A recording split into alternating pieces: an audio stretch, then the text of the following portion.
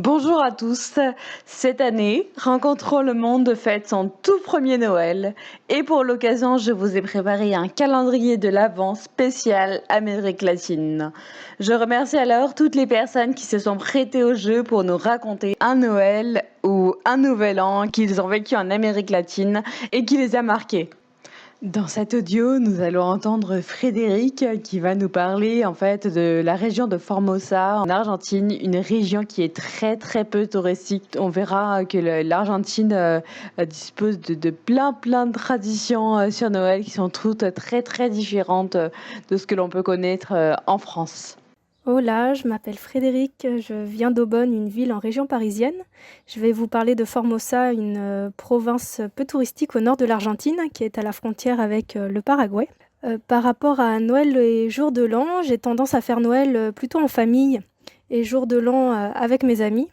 Je sais que c'est une période de l'année, pardon, pour moi, je l'assimile toujours au froid, à la nuit qui tombe très rapidement, le fait qu'il y ait toujours un sapin décoré dans les maisons, et généralement il y a un partage de cadeaux entre les membres de la famille, mais c'est surtout le repas de Noël où justement on se réunit avec la famille, où on mange quand même beaucoup de chocolat. Alors qu'en Argentine, c'est différent, en tout cas dans la province où je suis. Que ce soit pour Noël ou jour de l'an, ils ont à peu près les mêmes façons de faire, c'est-à-dire qu'ils vont se réunir d'abord pour manger avec la famille, aux alentours de 10 heures du soir.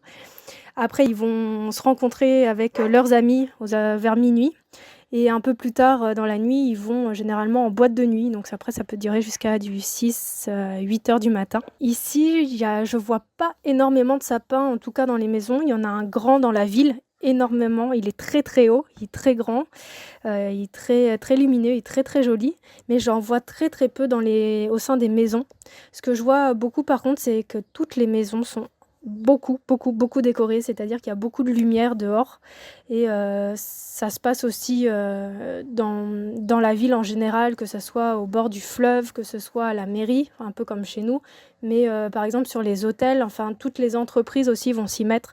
La ville est énormément décorée, ce qui change par rapport à la France parce que c'est beaucoup plus décoré ici qu'en France. Ce que j'ai remarqué aussi, c'est qu'ils n'ont pas trop en tout cas la notion de cadeau n'est pas aussi développée que moi je l'ai par exemple en France, c'est-à-dire qu'ici les cadeaux c'est généralement uniquement pour les enfants et ils n'ont pas l'habitude de s'en faire entre adultes. Une autre chose un peu bizarre pour moi, c'est qu'ici à Formosa, c'est l'été à Noël, on peut atteindre facilement les 45 degrés, 50 degrés. Du coup, il fait très chaud pendant cette période de l'année et j'ai souvent l'habitude de dire que les flocons de neige sont remplacés par les moustiques ici.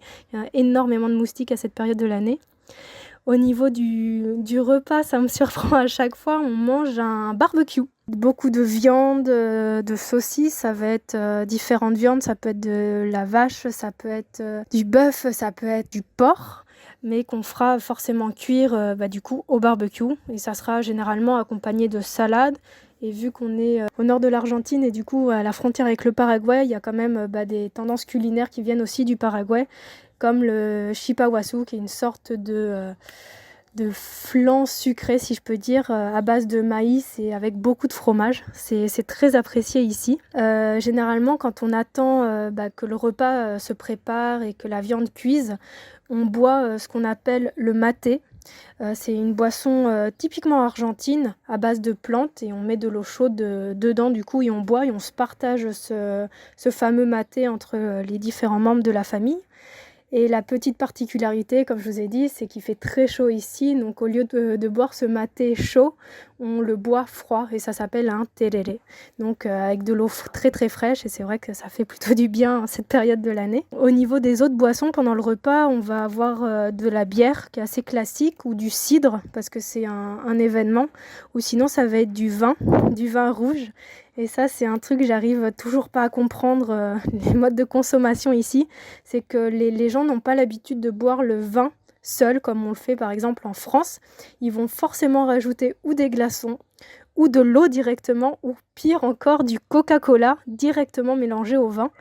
Et un peu un sacrilège, hein, mais bon, chacun fait comme il veut, mais ça me fait toujours rire à chaque fois que je vois ça parce que je refais toujours une réflexion et on me regarde toujours comme si c'était moi qui étais bizarre parce que forcément les traditions ne sont pas du tout les mêmes en Argentine et en France. Et après généralement à la fin du repas quand on est un peu plus avancé dans la nuit, il y a toujours des feux d'artifice qui explosent, qui pètent un peu partout au niveau de la ville.